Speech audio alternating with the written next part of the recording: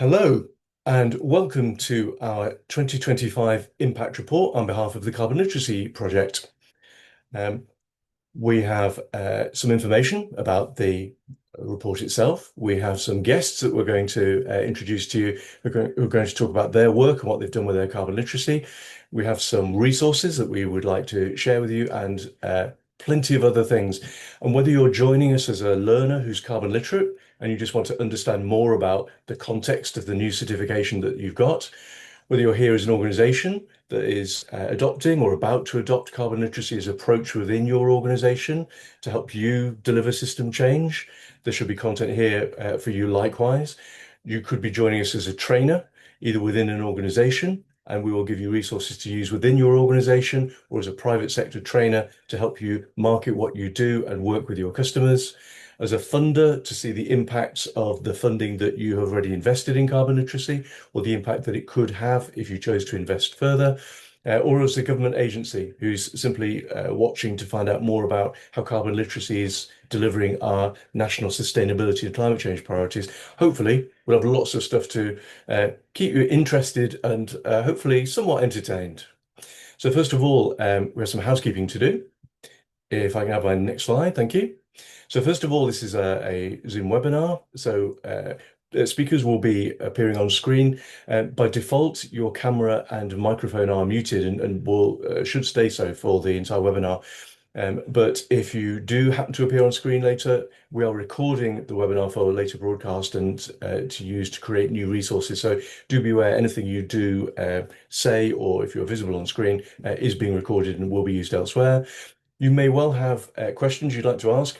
There is a Q&A function, which you'll find at the bottom of the screen if you move your mouse downwards. If you'd like to ask questions, please ask them there. If they're very personal to you and your organization, we might answer them directly or we might move them offline. But we have an open Q&A session as part of today's webinar. So we will collect questions as we go through and come back and mop up the most interesting and involving and those of the greatest applicability. And we will come back and take those later in a chattier Q&A session. But in the meantime, I think we should probably move on.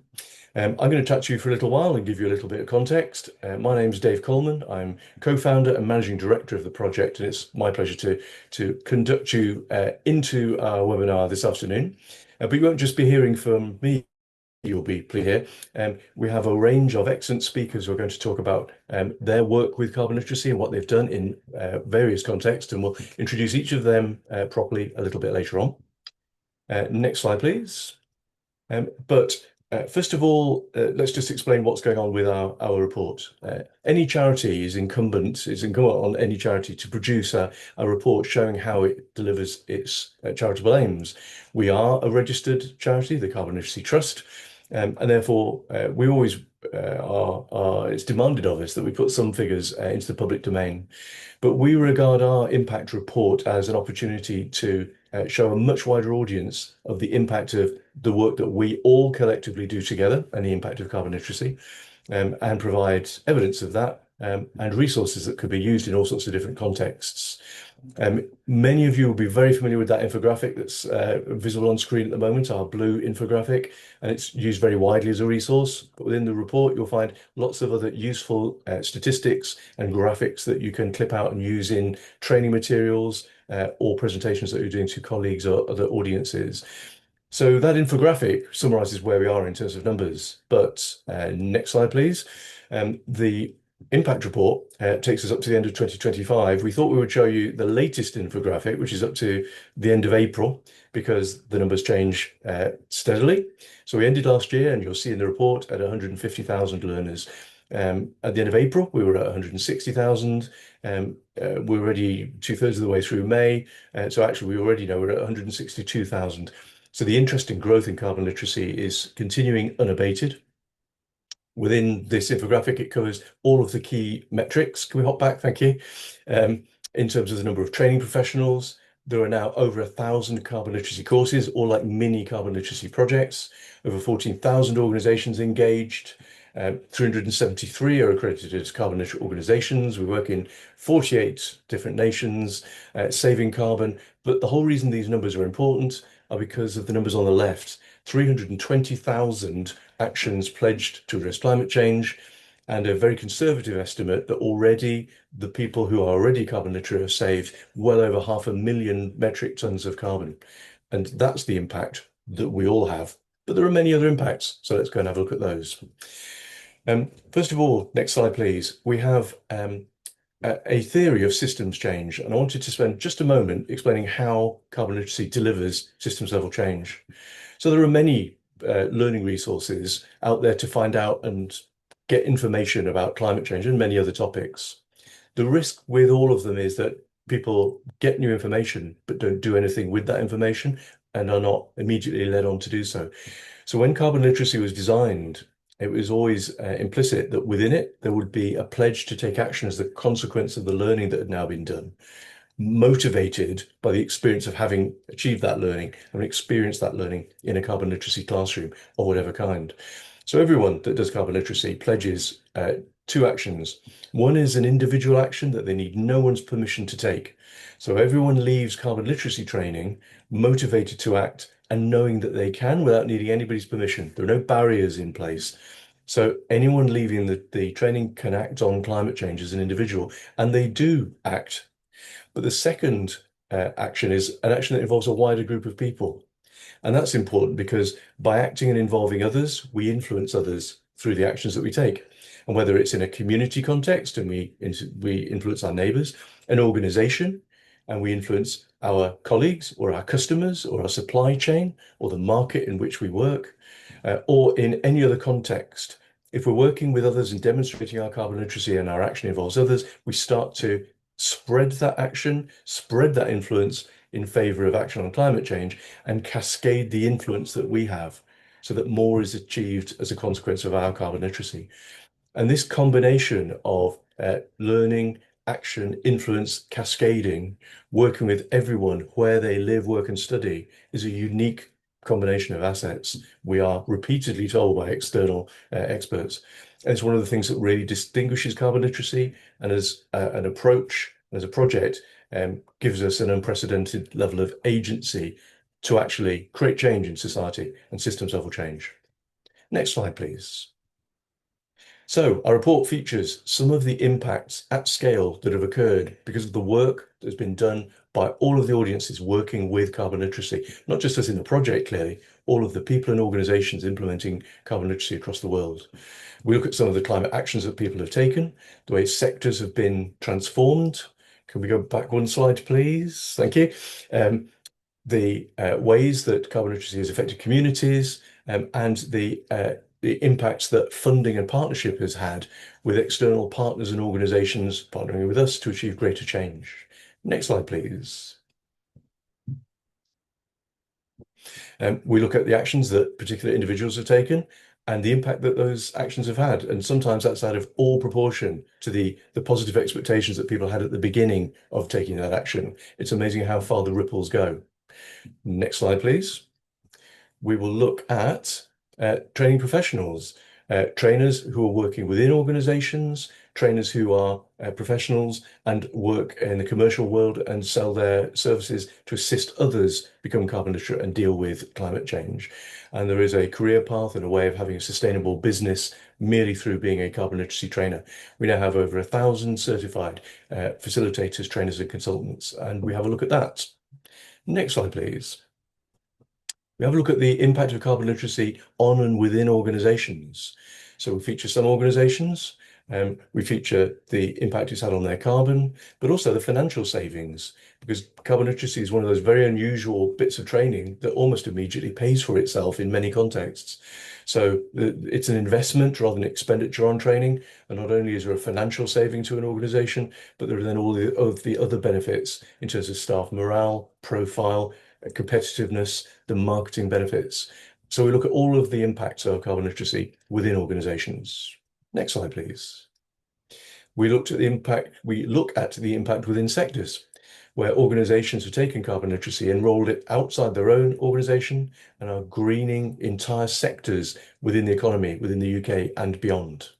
Next slide, please.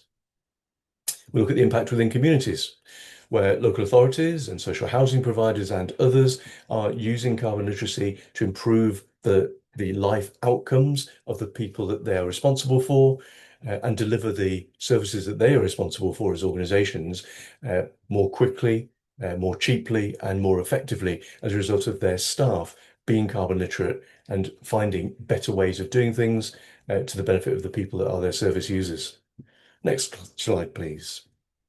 We look at the public sector and at a wider scale, how funding from government has led to impacts within National Health Service, local authorities, civil service, and others. Next slide, please. And we look at our community fund. So corporates pay slightly more for their carbon literacy certification for individuals than smaller organizations. And we have an ethical tiered pricing structure.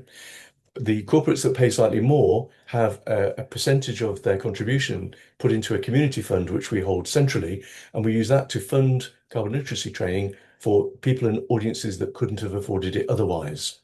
So we have a particular case study of the way that that community fund has been used in Manchester, and therefore has attracted, because of our investment of our community fund, additional investment from external partners, in this case, Manchester City Council and Patagonia. Next slide, please. We'll have a look at the spread of carbon literacy, because this approach, because it doesn't dictate exactly how training is done as long as the standard is met, crosses boundaries, crosses language barriers, and is equally applicable globally, because it's all about carbon action where you are in the context of where you live and what you do. So we're now operating in 47 different nations globally. Next slide, please. And we look at carbon literate localities, a new initiative that really took off within 2025, where we're bringing whole geographical places together where multiple organizations and people within a specific place collaborate on becoming culturally carbon literate. And we're going to hear a bit more about that later on. Next slide, please. We also have a page about fundraising and partnerships. We are a charity, and to the astonishment of many organisations, we are not centrally funded. We're not funded by government. We're not directly grant funded. Most of our income comes from the work that we do, rolling out carbon literacy and selling carbon literacy services. But nevertheless, we are a charity. And an essential part of our income stream is donations from people and organisations, sometimes within sectors, sometimes just pure donations, sponsorship of our activities, and specific grants to do specific small pieces of work. And we have a look at some of the examples of how impactful that's been. Next slide, please.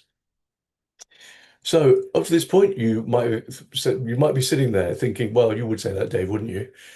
So I've shown you some of the content that you will see in the report itself, but I think it's important that you hear not just from me, but from some of our external speakers. So next slide, please. I'm going to hand you over to my co-founder and our Director of External Relations, Phil Corbell. Over to you, Phil. Thanks so much, Dave. Yeah, trying to remember why I was quite so happy there.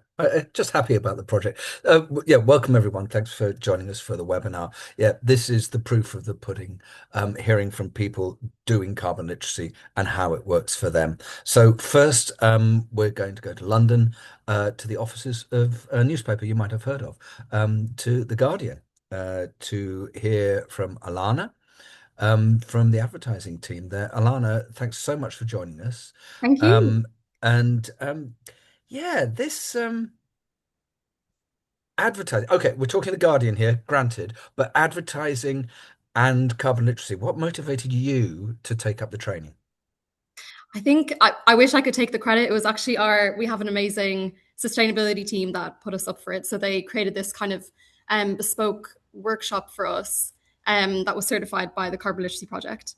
And it kind of went through where we're at, like in the world, like where we're at with the climate emergency, and then how we can kind of incorporate systems of change into our kind of day-to-day work, which was, yeah, really fundamental. But I guess the why, like why we undertook the training, was we kind of position ourselves in the market as like the sustainability leader, like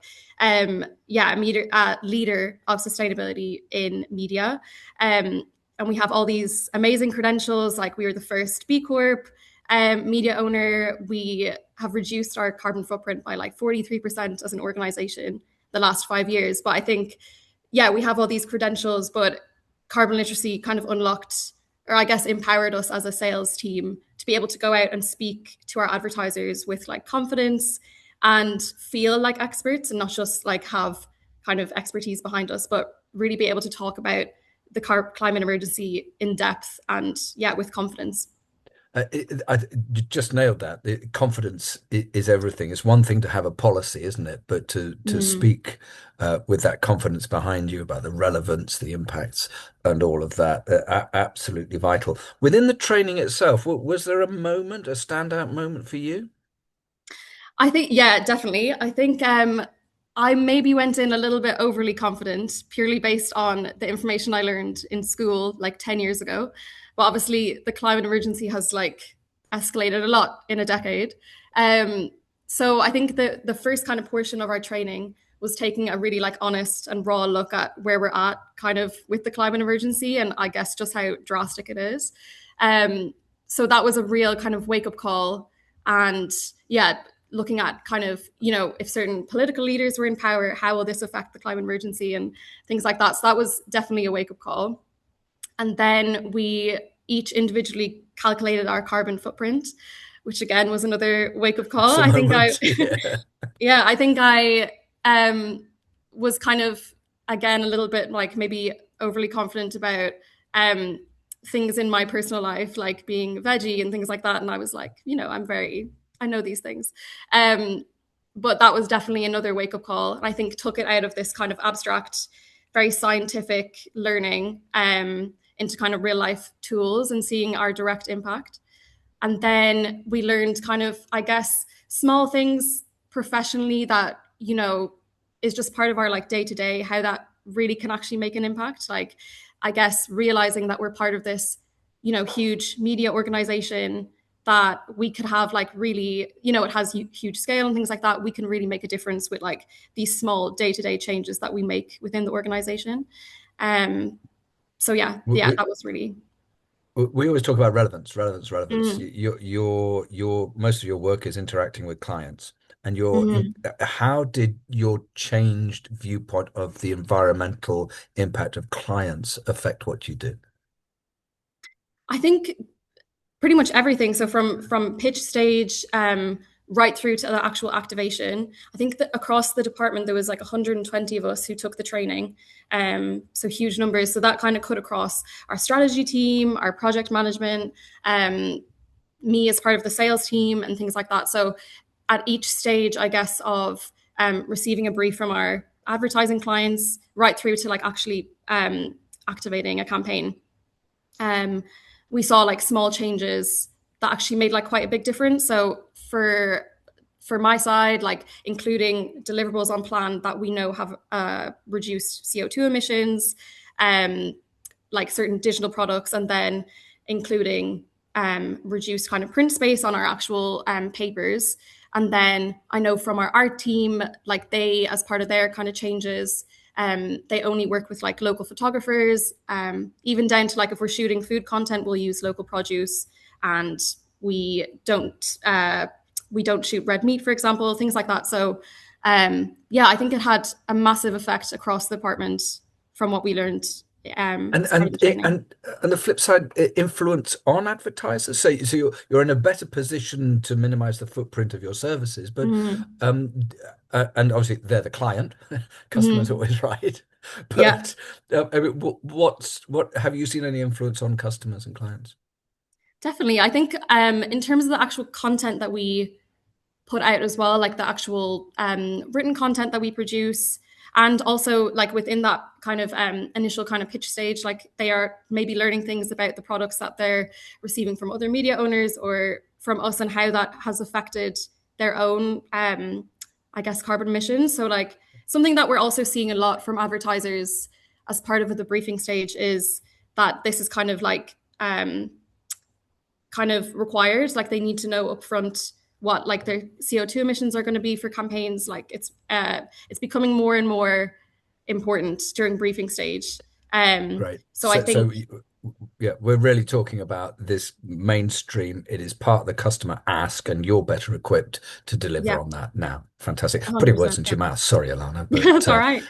That's No, great. I think Go on, carry on, please. I was just going to say, I think it definitely has given us, like as a sales team, it's given us like definitely a competitive edge, even because it is that requirement in briefing stage. Um, it's given us, yeah, just we feel quite empowered to like talk about it and really know our stuff and know how like the products that have been included as part of the wider organization, how that's actually making a direct impact on our clients. So Fantastic. yeah. Alana, I'd love to talk to you more, especially as a reader, obviously. Oh, is that too obvious? No, fantastic. Thanks so much for joining us today, and Thank good luck you. with the rest of your work there. Thanks so much. Thank you. And from The Guardian, we go to our next speaker, um, an actual carbon literacy consultant. For those that don't know, I think there are only 11 carbon literacy consultants on the planet. So, so as well as that accolade, Emma, also you should know Emma and I'm not just saying this, a really fantastic podcaster as well. So, really good of you to join us. Um, I was just looking at the stats here. You've trained more than 1,200 people. Well, And it's actually quite a lot more than that now. Time's moved on. But thanks, oh, Phil. go on. Thanks for that No, no, introduction as well. Yeah, yeah, I'm all in, right? When I started doing this, training, I did it as out of curiosity, and I think it was during lockdown. And I thought, oh, okay. And the more I do, the more I see the value. So yeah, we as Lighthouse, we're over 2,000 people trained now. But personally, I have trained just over 1,200. Yeah, so a lot of people have come through my I mean, stable. this is probably an impossible question for which I apologize, but what stands out as those moments that, that you can see the switch happen amongst learners? Gosh, well, I think the biggest thing that stands out for me is I never thought I would pivot my whole business to do this. That wasn't the intention. So that's so I've been, moved by the process. But the light bulb moments, there is, it's so rewarding. Hence why I do more of this now than sort of traditional consultancy work. To see people engage with this topic is one thing, learn some stuff is another, right? But it's the next bit, it's the empowerment bit, the bit Alana mentioned. I almost feel like I'm giving them permission sometimes. You have a mandate for this, you have a target for this, and guess what? Now you're trained in it, and guess what? Don't you all feel a bit more confident? And off you go, right? And so it's very empowering. It's very freeing, actually. So yeah, it's seeing the light bulb moments, it's seeing the penny drop moments, it's seeing people bringing their values to work where they probably didn't feel like they could before. So they join the dots, and once they've got over the initial kind of doom and gloom, they kind of go, wow. So it's actually quite a positive opportunity. I just think it's a fantastic, it's a privilege to take people through. And I think from an employer's point of view, or from the learner's point of view, you're saying, here's this thing that might worry you, and you're putting it to one side because you don't know what to do, and work comes up and says, actually, we're going to give you skills and permission. I think that permission thing with your colleagues is just so powerful. It really is joining those dots, yeah. Now, obviously, we talk about carbon literacy as awareness, ability, motivation. It's all very well to give awareness. Is that, again, the other big jump is from the motivation and awareness to action. Where have you seen that happen? Yeah, so there's definitely, I do talk about this a lot on the podcast, actually. There is definitely this knowledge action gap. People generally know there's a climate crisis. They may not know how urgent it is. That's one of the things people say is, I didn't realize how bad it was, but they all know it exists, right? But they don't have the ability and motivation usually, and they certainly don't have the prompt very often. So it's not everybody who's in our bubble, who's getting prompted by things.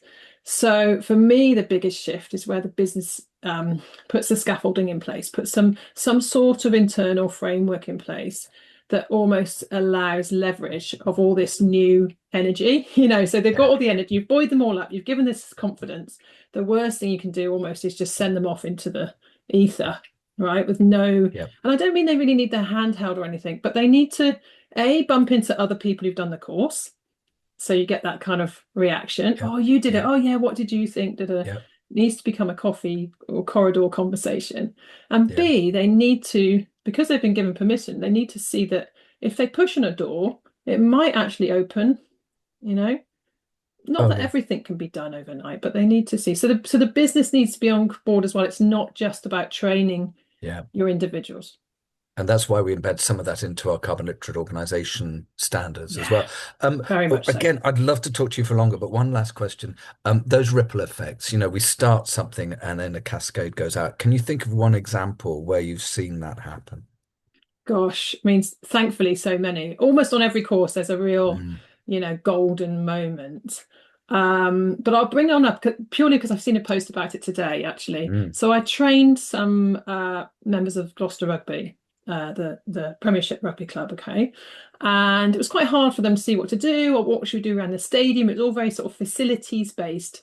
But one of the head of community rugby, Don Parsons, his pledge was to start a bus from a rural area to the stadium. Okay. And I've just heard literally this morning a free bus from an area that doesn't have good public transport, that he's got that over the line. Now, that's taken over a year because I happened to look back as to when we trained them. Okay. And I have to say, I went away from that training thinking, oh, I'm not really sure. But in terms of ripples, what's happened now is he's already told me loads of other clubs have got in touch with him. How did you do that? How Who do did you you do it? speak to? We should do that. We've been talking about this for ages. Love And it. really Love importantly, it. because his role Yeah. is community, they've linked it to community Yeah. engagement. Yeah. And I think that was the golden moment. They didn't just sell it on sustainability and Yeah. climate because it's too early for them. They're not really talking about climate. Mhm. So their customer But it's base ways wants to in, isn't hear it? It's community. ways So in. yeah, And it's really and those here's a ripples are where it joins up. And here's a free bus. What a no-brainer. Brilliant story. Emma, thank you so, so much. I want to hear more about that one too. But Oh, no happy time. anytime. We've got to move on. Thanks for joining us today, You're Emma. welcome. Next, we're going to go and talk to Jennifer from Freedom Leisure. Jennifer, first off, Freedom Leisure, briefly, what's that? So we are a not-for-profit leisure trust operating facilities on behalf of local authorities. Gotcha. That makes total sense. So Brilliant. leisure Uh, centres. Brilliant, brilliant. No, it's the clues in the name, right? So yeah, leisure centres, carbon literacy. Why?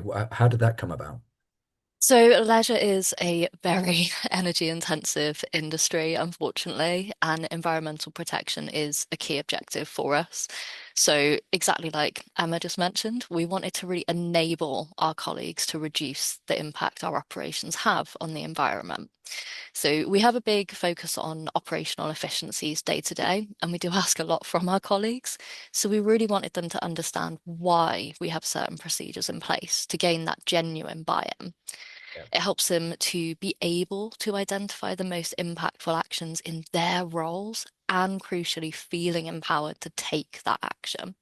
That so nails it there. It's not just the gaffer coming in and say, right, all right, just switch off the lights, everyone, or whatever, right? Absolutely. This is why, and you're asking me for my ideas, so that sense of ownership. But I'm imagining leisure centres. You've got all every sort of member of the staff team, incredibly diverse. How do you make it work for lifeguards and the chief exec? Yeah, it's a great question. It is an incredibly diverse organization, which is one thing that makes it so amazing. For us, it's focusing on getting the right people trained and on making it accessible.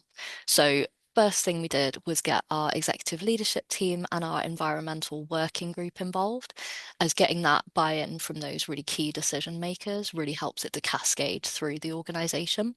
But we're now focusing on our environmental ambassadors. So we have one of those in every site. We want all of them to be carbon literate so that they can have that passion, that confidence to have those conversations with other colleagues and with customers. But we're obviously not a 9 to 5 organization. So we also need to be really flexible with the logistics. We offer sessions of different lengths, usually delivered online, so it doesn't matter where in the country someone is. But we always try to vary the days that they take place on, the times, so that any shift pattern can be accommodated for that way. Yeah, that's absolutely crucial for your sort of workforce. What sort of things have you seen happen, Jennifer? Oh, some really amazing results actually. So through the pledges, we've saving an average of around 240 tons of carbon emissions annually. We've had pledges around energy, travel, resources, waste management, loads of different topics that are really kind of locally specific. We see that local impact really strongly. When we visit centres now, there's much more of a discussion around these issues, whether that's kind of in meetings or on staff notice boards or even on customer facing notice boards. We're finding those benefits that go exactly as you said, right from the boardroom all the way to the poolside now. Superb, superb. Very quickly, one word of advice for other employers with that sort of diverse workforce. I mean, you've tackled it, but a bit more. Be practical but ambitious. Consider those logistics, but appreciate the potential this genuinely has for really significant cultural change in your organization. My best advice is try it. It's become one of my very favorite parts of my job, seeing that transformation in attitudes and then those really meaningful actions taking place is so, so rewarding. Yeah, and obviously no enthusiasm on your part either. So it's Couldn't care less. Jennifer, thank you so much for joining us Thank you, Phil. and for all you've been doing for the Carbon Literacy Project. Thanks so much. And last of our guest speakers, we'd like to go over to Suffolk to talk to Lucy at West Suffolk College. Hi, Lucy. Hello, thank you for having me here. It's a pleasure to represent the further education sector. That's great. We do seem to still have Jennifer on screen. I'm sure that that will amend itself, but we can hear you, Lucy. So let us proceed all the same. Um, Educational institutions and this climate change thing. What's the role of a college? Ah, you're with us now. That's good. What's the role of a college in all that? Well, the further education sector has a really unique role, and the scope we have in our local community is immense.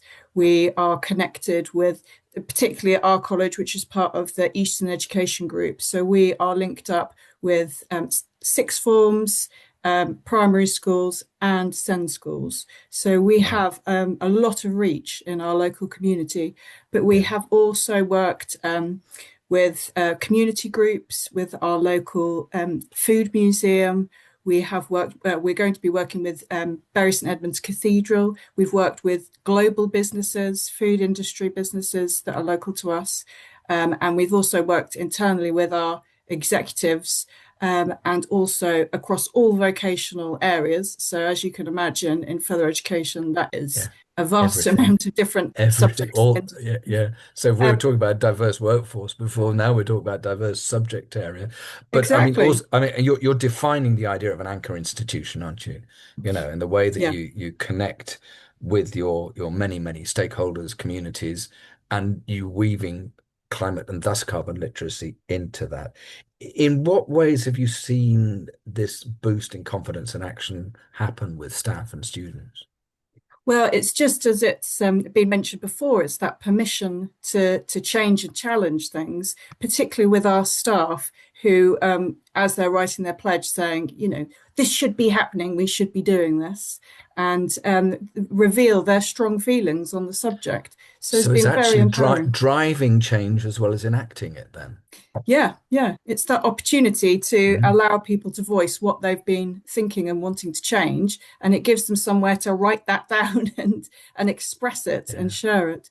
So that's been very good. But also for our students, we have students sustainability ambassadors. So they have all been completed their certificates, and they are involved in lots of projects within the community, going into local primary schools. We had one who published a book about recycling and waste management for children. And we have an ambassador who's now going through teacher training, and he's going to be moving into sustainability education. We also have a link with an environmental leaders course. So we're definitely looking for facilitating people to take on leadership roles in the future. And what you're saying there, all those core skills that come with as well. So that, you know, they're taking up these roles. I can just imagine being a student. You go and train some kids in a primary school. That's just, Yeah. you can see the boost and the win from that. Going back briefly to the work outside of the college, could you choose an example of one organization that you've worked with where things are really moving? Um, well, we had two global businesses, Can and Treat. Can makes Branston Pickle, if you want a recognizable name. And they've both worked with us and had significant numbers of their staff go through carbon literacy training with us. Sorry, So sorry, that's been did you just say significant. we've got carbon literate Branston? That's right. Oh, that's marvelous. That's marvelous. I think about that next time I get the cheddar out. Fantastic. But again, you've got a training resource. You're opening your doors, and it's not just the delivery of carbon literacy. I presume that deepens your relationships with those organizations as well. Yeah. Yeah, it's essential to further education that we have this link with Yeah. local employers and that our students are prepared for the future. That's our Fantastic. responsibility. Great. And we'll carry on telling your story, the inspirational story of what you're doing. Um, yeah, no, it's absolutely superb. Lucy, like all of our guests just now, I'd love to be able to spend more time talking to you. I'm sure we will again. But thanks so much for joining us, and all power to your work there. Thank Cheers. you. And from guests, we go back inside the organization. And yeah, this guy, you heard from him before. We're going to talk to Dave in a minute about and a thing that's come up. Is it only in the last year or so, Dave? Yeah, right at the end of 2024. So one of the highlights of 2025 for us was launching something called Carbon Literate Localities. So it feels a So bit strange, this is the turning of the tables with you interviewing me, Phil, but there are some slides that explain this a little bit better. But exactly. So yeah, so what is a carbon literate locality, Dave? um, So, first of all, the reason that we got involved in localities was because we were being approached by places that were saying, could we be a carbon literate place? So we were, by coincidence, were approached by a number of different places around the UK saying, we've rolled out carbon literacy. We were being approached particularly by local authorities. We've done all this, we've done staff training, we've done some things with some community groups. How do we cascade it? How do we get it wider? Do we have to pay for it all? Do we have to pay everybody's certification? We want everybody to be it, but how do we do it without, massive amounts of funding? And we had a number of organisations approached us with this question at about the same time. We're very privileged as an initiative, as the project, because of our level of agency, because of the scale at which we now operate, the numbers of people that we deal with, and because we work with all audiences, people who live, work, and study. So we don't specialise in just education or just commercial or just community, but we work with all sorts of organisations, all in similar places. So we looked at this and thought we're in a unique position to be able to help places become culturally carbon literate by taking all the things they're doing and simply joining them up. So what does it actually need? What does it mean? We've got the principle of more people working together, collaborating. What does it mean in principle, in practice? Sorry. Absolutely. So the idea is that we want to see that a place and be able to evidence that a place is culturally carbon literate. So first of all, that's about the numbers of people that are carbon literate within that place. Because how could a place have a culture that was carbon literate if it was only a handful of people? So we needed to make a judgment as to how many people in a place would need to be carbon literate, and how did we assess a place? What was a place anyway? So we started setting up some rules to describe a carbon literate locality, and one was that it needed to be geographically definable. So we needed to, on a map, be able to say, yes, this place is the place where the initiative occurs. And we also needed a large number of people to be carbon literate. And if someone would like to click my slide for me, the number that we settled on was 15% of people belonging to a place being carbon literate. The 15% was because there are various research studies showing if 15 to 20% of people in any aspect of society adopt something at the same time, it becomes a cultural norm.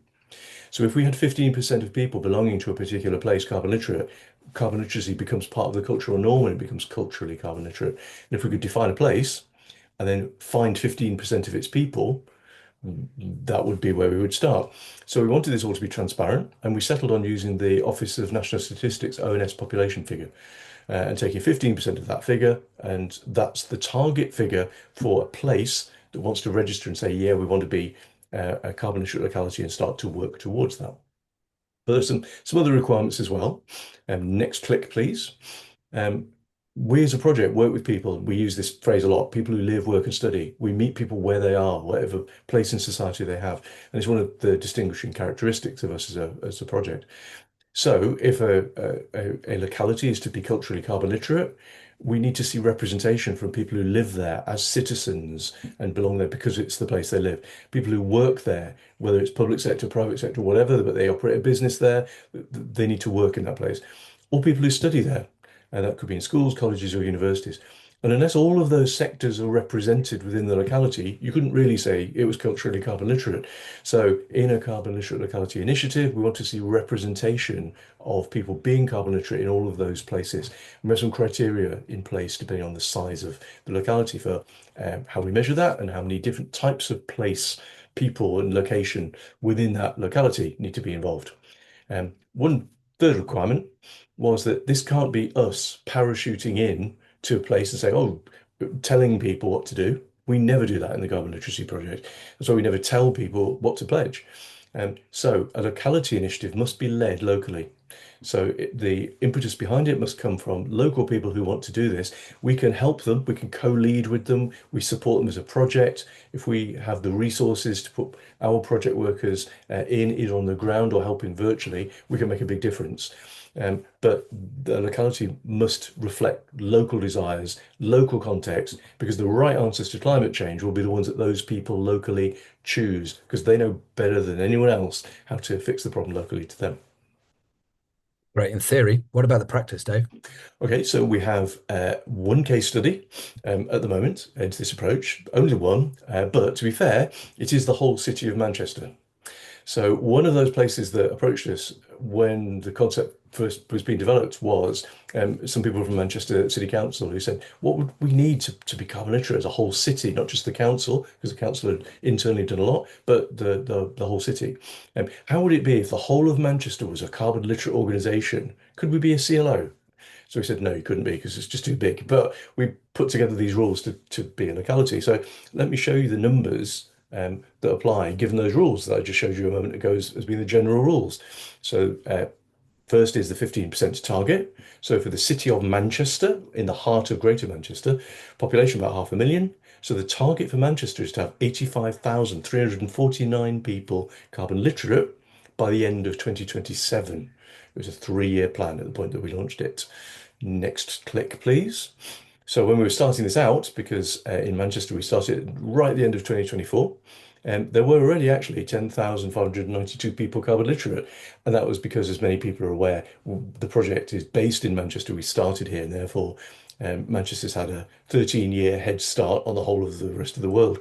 So there were quite a lot of people carbon literate to begin with. But nevertheless, an 85,000 target is huge. So how are we doing so far? Next click, please. As at the end of April, 24,616 people in the city of Manchester are carbon literate. And they're people who either live here or they are people that work within organisations that are based here or operate here or are studying at formal institutions, whether it's a school, a college or a university, that are based here. So we count people who live, work and study and therefore belong to the city of Manchester. That's why we use that belonging word. It's not just about residents. It's not just about business and people who work here. It's about the whole of society and a cross-section of all of it. So we've already made great progress with, in reality, I know that we're actually a little bit higher than 24,616 already. So 15,000 people added so far. But we've got a long way to go to hit the target, but the initiative is accelerating within the city. And it's never a straight growth. We get into these geometric, yeah. Anyhow, good. Everything to play for. If people want to emulate what's happening in Manchester, how do people get involved? They can contact us directly. They can email us as localities@carbonliteracy.com is the easiest way to do it. We have a localities page on the website within our area of sectors. But I just wanted to pull back at the end and just say effectively kind of why are people doing this and what are the important factors about it. So if someone could click for me, that would be really cool. So why are people doing this? Why might someone watching think, actually, this sounds really interesting. I see it's happening in Manchester. I'm not revealing any names yet, but we are talking with two different projects in the southern half of the country about becoming localities. One is actually verbally agreed, but we're not saying anything in public. So it's all sorted out, and the administration is all sorted out. But we are talking to Stay tuned. localities. Yeah, stay tuned. We're talking to localities in a number of locations around the UK and even some outside. But why do people do it? It's because carbon literacy, this localities approach, really brings people together in unique ways because they're all connected through carbon literacy. We can track them all through the certificate numbers, so we know and can count accurately the people. But we can connect people who live with their employers with their places of education, with those places of education with the places that their pupils and learners are drawn from. And all of these organizations simply do their thing, get their people carbon literate, and connect up with others by doing it so that the whole becomes greater than the sum of the parts. It's incredibly cheap. If you imagine changing society at this kind of scale, 15,000 people in a single city, all doing the same thing, creating 30,000 actions on climate, saving tens of thousands of tons of carbon as a result. Um, if you were going to externally fund this, if government was funding it, it would be millions of pounds in grants required. And instead, this approach is that each organization simply does their thing, takes responsibility for their own people, and their people simply contribute to the whole being greater than the sum of the parts and the total number of people carbon literate in that place. It also gives agency because everybody can contribute, Yep. whatever their place in life, and it genuinely changes culture. So that's the approach. If Yep. people want to know, they can follow up with that email address. And a lot of information on the website too. Dave, thank you so much. We'll hear a bit more from you in a bit. But meanwhile, we're going to just have a few questions. I don't think we're going to have time to get through all of them, but we've had some nice questions in on the Q&A. And my colleague Sania, you've been looking at some of those questions. What struck you as and we'll bring in our panel as well to hopefully answer some of this if needed. What would be a choice of those questions? Yeah, thanks, Phil. I think there are quite a few questions for Dave, especially for around the localities initiative. But I think just going back to some of the initial questions that came Yeah. in, I think one of the ones was on for Ilana from Guardian, on like the impact of advertising. So the question is on, with the enormous influence that advertising has over consumer behavior and culture, what role do you think the sector ought to play in supporting climate action? I feel like maybe a bit of it is already covered, but yeah, if Ilana would like to come in on that. Alana, you've talked about how it's worked for the Guardian, but the sector as a whole, does it have a role in moving things along? Yeah, I think sorry, I didn't catch the name of who asked the question, but I think with advertising being that kind of first point of contact for consumers of like a product or a service, the responsibility and the influence is like 100% on the advertising sector to kind of build in sustainability at every stage. So whether it's like the product itself and ensuring that that's a sustainable product and service, but also I think it's one of those situations where it's a trickle down effect, like in the same way that if you have a really diverse department, like usually the work is a lot more reflective of like, modern society. And the same way as like sustainability, if we can build in sustainability to like our advertising sector at every stage, then it has a trickle down effect into the product, into the ad itself, and beyond. Yeah, and just little things like you mentioned, you don't do photos of red meat. Ka-ching. Exactly. So Alana, thanks so much. Maybe one more question, Sani? Since there are a couple for Dave, I feel like maybe we can cover this on how do you measure the 15% figure for people that work in the locality but don't live there? What's included and excluded in the figure? That's a good question, Dave. Yeah, it's quite technical, and I'll try not to get too technical. Or too long. Yeah, I know. If an organization is based there, if an employer or a business is based in a particular place, we can track that by the postcode that they use when they submit their evidence to us. And we count their numbers of workers or contributors or employees. So if the business is in Manchester, they can count their people. in Manchester because culturally they're contributing to Manchester, you might immediately think, ah, hang on a minute, what if they also live in Manchester? Are we not also potentially going to pick some of them up as residents and double count? And you would be right if we didn't have an algorithm that worked all of this stuff out, because we can track each individual by their unique certificate number and made sure that we didn't double count people. So if they're counted in one category, our algorithm automatically excludes them. So that's how we do it. It's based on the postcode of the individual, the place of learning, or the business. I think, thanks, Dave. I mean, there was a question about how do we measure? It's one of our great wins is how eminently quantifiable it is. It is the number of people that achieve a carbon literacy certificate. It's recorded as a unique certificate. So on that basis, it's very, very tangible. Time's against us, so apologies to people who have put in questions. We'll try to get back to you.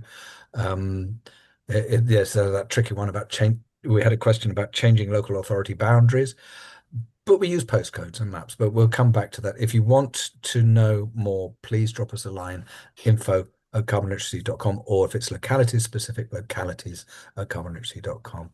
Thanks so much for everything. I'm going to bow out now. Thanks for joining us, Sanya, as well. Back to you, Dave. Thanks very much. I'm actually going to answer one question. Someone asked about the maths of the 29% and the 85,000. It's the 29% is 29% of the 85,000 target. That's where that number comes from. So hopefully that will make sense in context. So next slide, please. So how can you use this impact report as a resource? So we've shown you some screenshots. You've heard from learners that are featured. There's more information about them within the actual report itself. We're sharing all of this information, not just because hopefully people will read it and be inspired by it, hopefully, but also hopefully impressed. But information in this report is intended to be of direct use. So how can you use it? If you're a learner and you're doing your own carbon literacy, it's worth taking information that's in the report, perhaps, and showing it to colleagues or showing it to managers or the organization or the place of learning that you belong to, and using it to potentially inspire them to do more with carbon literacy in their place and get other people carbon literate like you, and look at their level of influence outside the immediate delivery of carbon literacy within that place. How can they connect up with others, whether it's in a locality or something far simpler than that? And use the stories and the things that you learn to inspire others simply by talking about them. If you're a trainer, you can use lots of the information and the case studies and the stats we produce in the report actually directly in your training materials. And there will be things that we will be putting out on social media and our trainer channel, which you'll probably be aware of, Pioneers channel, to help you do that. So you can include materials, our information in your materials. But equally, if you're a private sector client, you can use the statistics of impact and the evidence for impact in making the case to organizations where you're marketing your own services as a provider of carbon literacy and the impact of the product it is that you provide. If you're an organization, you can use it both to market the training that you're doing internally to colleagues, to encourage them to get involved, to obtain buy-in from colleagues and senior leaders and decision makers within your organization. And you can also use it within your marketing and to help you benchmark yourself against other organizations. So we hope that there's lots of information in the report that will be of great practical use to you. That's one of the key reasons that we produce the report. Next slide, please. So having said all of that, there are other resources that we produce outside the report. Technically, this is not within the report. It's a 2-minute video, but it tells you a little bit more about why carbon literacy and why people do it.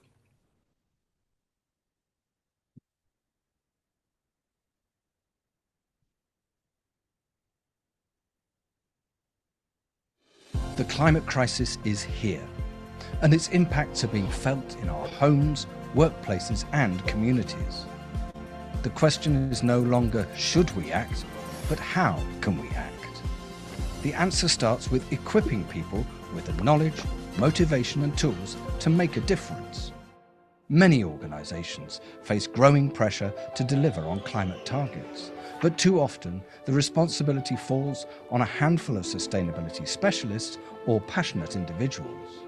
You wouldn't send a lone firefighter into a blaze, yet when it comes to the climate emergency, we leave most people unequipped to act. Imagine the impact if your entire team was informed, engaged, and ready to act. Carbon literacy bridges the gap between climate concern and climate action. This adaptable training program empowers individuals to make meaningful changes at work, at home, and in their communities. It's not just about learning, it's about doing. From HR to finance, from the shop floor to the boardroom, carbon literacy empowers every role to make climate-smart decisions. Across industries and continents, it's sparking a shift where climate action isn't a bolt-on, but built in. Thousands of organisations deliver carbon literacy because trained, engaged people are their biggest asset to thrive in the face of a changing climate. It's not about sacrifice. It's about creating solutions and seizing the opportunities a cleaner and greener economy has to offer. The climate crisis is an urgent reality, but so is our ability to act. The time to step up is now.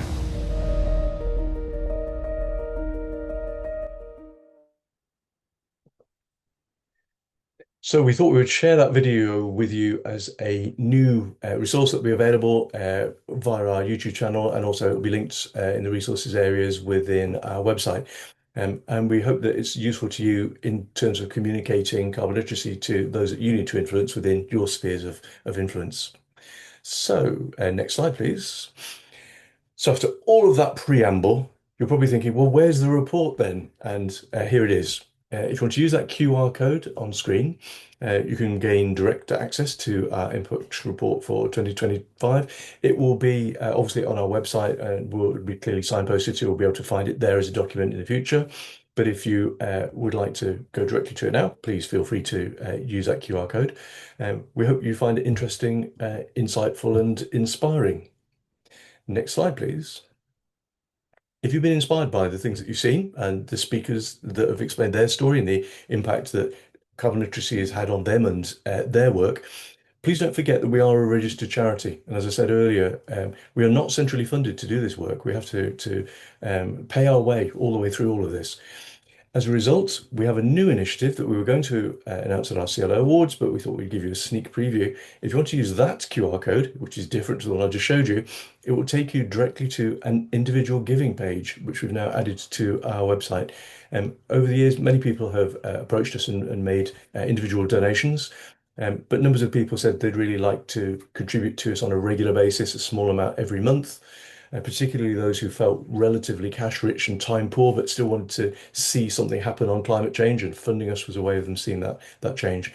So if you'd like to use that QR code, there are currently a couple of buttons on there, but you can choose to get in touch with us and set up regular giving for whatever amount you feel is appropriate to you. And not everyone can afford to give, and we understand that. But every pound that's donated to us absolutely makes a difference to us in what we do and the impact that we can have. So we would encourage you to follow the link, and it would be really helpful, and we would be very grateful if you would like to make an individual contribution on a regular basis. Next slide, please. And that's pretty much it. Having shared the report, having hopefully inspired you with our stories and our content, we've told a little bit of the story of carbon literacy up to now and carbon literacy in 2025. So it falls to me to say thank you to numbers of people, particularly internally to our own communications team, and particularly to Lucia Simmons, Sanya Sharma and Fiona Young, who you've seen on the call, but have done huge amounts of work to make this webinar happen. I'd like to say a particular thanks, obviously, to all of our speakers, to Alana from The Guardian, to Emma from Lighthouse, to Jenny from Freedom Ledger, and Lucy from West Suffolk College, who I found all really inspiring. But thank you most of all to you. Thank you for coming along and attending our webinar. And thank you to all of you who are already involved in carbon literacy and already achieving things with carbon literacy, for all of the work that you do where you are within your organizations and more widely to influence others. So we know, as ever, the whole is greater than the sum of the parts, and we know that carbon literacy is climate action where you are. Please keep up all of the good work, and we look forward to seeing you next time. Take care. Bye-bye.